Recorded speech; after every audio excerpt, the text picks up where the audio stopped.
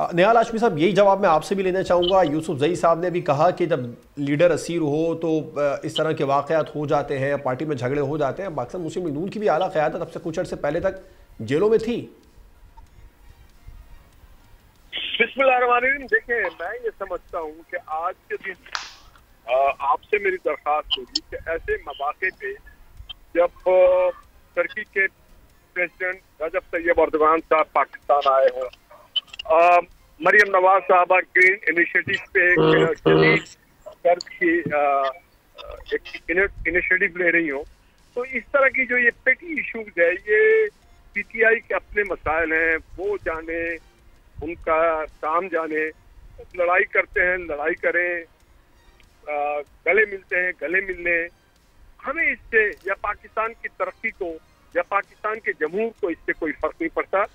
ये हाँ, इनकी ट्रेनिंग पता चलता है, इनके अंदर के इख्तलाफात का अंदाजा होता है कि ये मैच्योरिटी की तरफ नहीं है और जमहूर से बहुत दूर हैं, या जमहूर की जो डेमोक्रेटिक पार्टी के जो एक प्रिंसिपल्स होते हैं, उसूल होते हैं, जियो और जीने दो, बर्दाश्त और अदम बर्दाश्त, वो सारी चीज एक्सपोज होती है। और इनकी ट्रेनिंग का भी हमें पता चलता है कि जिस अंदाज में इनको ट्रेन किया गया है। सियासत में बहुत बर्दाश्त का काम है ये, सियासत में बर्दाश्त किया जाता है, तरीके से एक दूसरे को अकोमोडेट किया जाता है, हमेशा एक दूसरे के माफी ज़मीर को सुना जाता है, उनके नुक्ता नज़र को अहमियत दी जाती है। ये सिर्फ जत्थे में होता है कि एक दूसरे की बात को ना बर्दाश्त किया जाता है, ना कबूल किया जाता है, और वो डंडा और तलवार और सोटे और छुरी चल जाती है। तो ये जत्थे में तो हो सकता है, मगर ये सियासी जमात में अगर है तो फिर हमें शक होने लगता है कि ये सियासी जमात के लोग हैं या किसी जत्थे के लोग। अच्छा निहाल साहब, इन तमाम तर इख्तलाफात के बावजूद पाकिस्तान तहरीक इंसाफ हुकूमत के खिलाफ एक ग्रैंड अपोजिशन अलायंस बनाने की तैयारी कर रही है। हुकूमत के लिए कोई परेशानी है इसमें?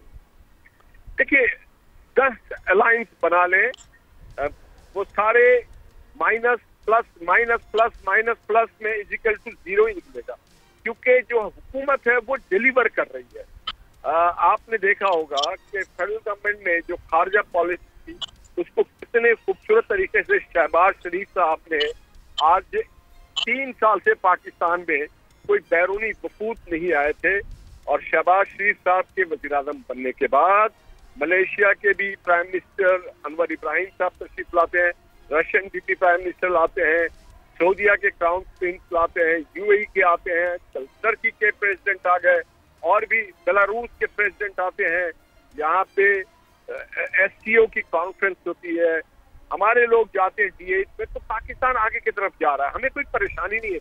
हमें ये है परेशानी जो नुकसान हो चुका है पाकिस्तान को, उसको कितनी जल्दी हम उसको अपने पटरी पे चढ़ा सकें और लोगों को मैक्सिमम रिलीफ दे सकें, महंगाई का खात्मा कर सकें, लोगों के लिए आसानियां पैदा कर सकें। हमारे लिए कोई परेशानी नहीं। ये ग्रैंड पीटीआई ने IMF को खत लिखा, तब भी कोई परेशानी नहीं है सर? नहीं, हमें इनसे कोई परेशानी नहीं। देखिए, हम सियासी जमात और उसूली जमात से परेशानी हो सकती है कि जिनका प्रिंसिपल हो, डेमोक्रेट्स हो, जिनके पास एजेंडा हो, जिनका मंशूर हो, जिस मंशूर में इन्होंने काम किया हो।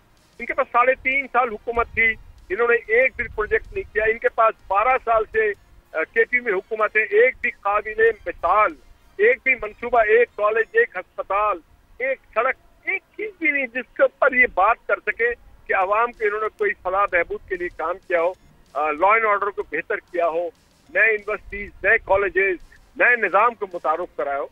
तो इनसे क्या करना, ये हमारे कंपटीटर ही नहीं है। ये जिनके कंपटीटर हैं वो डरे, जत्थे वाले डरे। हम जमहूर के लोग हैं, आवाम की बात सुनते हैं, हम आवाम के लिए काम करते हैं, तो हमें इनसे कभी कोई खतरा नहीं है। राइट। निहाल हाशमी साहब, कादिर खान बंदूखेल साहब ने मौलाना फजलुर रहमान साहब का जिक्र किया, मैं भी उन्हीं पर आपसे बात करने जा रहा था कि मौलाना फजलुर रहमान साहब अगर इस ग्रैंड अपोजिशन अलायंस में बाकायदा तौर पर शामिल हो जाते हैं तो फिर तो यकीनी तौर पर एक मिलकर मुश्तरका तौर पर बड़ा एहतजाज करने की पोजीशन में पाकिस्तान तहरीक इंसाफ होगी।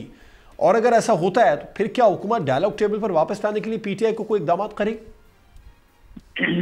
देखिए, मैं आपसे एक बात कहना चाहता हूँ। मौलाना फजलुर रहमान साहब जब तक इस ग्रैंड ऑपोजिशन अलायंस में शामिल नहीं होते, उनके हवाले से किस्म की राय देना मेरे ख्याल से ज्यादती होगी क़यादत के साथ। लेकिन बहरहाल कता कलामी की माजरत निहाल हाशमी साहब, उस ग्रैंड अपोजिशन अलायंस की पहली बैठक में जो मुतालबात रखे गए थे, मौलाना साहब ने वो मुतालबात हुकूमत के सामने रखे। वज़ीर आज़म शहबाज शरीफ साहब से जब उनकी मुलाकात हुई थी, अगर मेरी बात आप मुकम्मल हो जाने दें तो मैं आपसे एक अर्ज करूं कि सबसे ज्यादा अगर अलायंस की जरूरत है, ग्रैंड अलायंस की, तो वो पीटीआई को अपने सफों में जरूरत है। इनके सफों में आज इत्तेहाद नहीं है, ये मुंतशिर हैं, ये बिखरे बिखरे हैं, ये नाराज हैं, ये जत्थे जत्थे बनते हैं। तो सबसे पहले देखिए, आप अपने घर को पहले ठीक करें। इसको कहते हैं इंग्लिश में क्लब, चैरिटी बिगैन्स एट होम, और उर्दू में कहते हैं वकील कुर्बा वल यतामा वल मिसाकिन। पहले अपने आप अपने दारों को, फिर यतीम और फिर मिस्कीन की तरफ जाएं। तो इनको चाहिए कि सबसे पहले तो अपने घर को इन ऑर्डर करें, तो उसके बाद फिर अगर इनका घर इन ऑर्डर होगा तो फिर जो अपोजिशन में जमातें बैठी हुई और शायद देखें, और उसके बाद देखा जाएगा। अभी ये सारी बातें कबल वक्त है।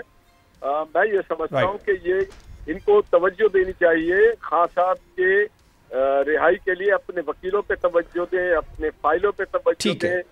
ठीक है निहाल हाशमी साहब, बिल्कुल ठीक है, इनको तवज्जो देनी चाहिए खान साहब की रिहाई पर। आपको पॉइंट सामने आया। सब्सक्राइब करें और बेल दबाएं ताकि कोई खबर रह न जाए।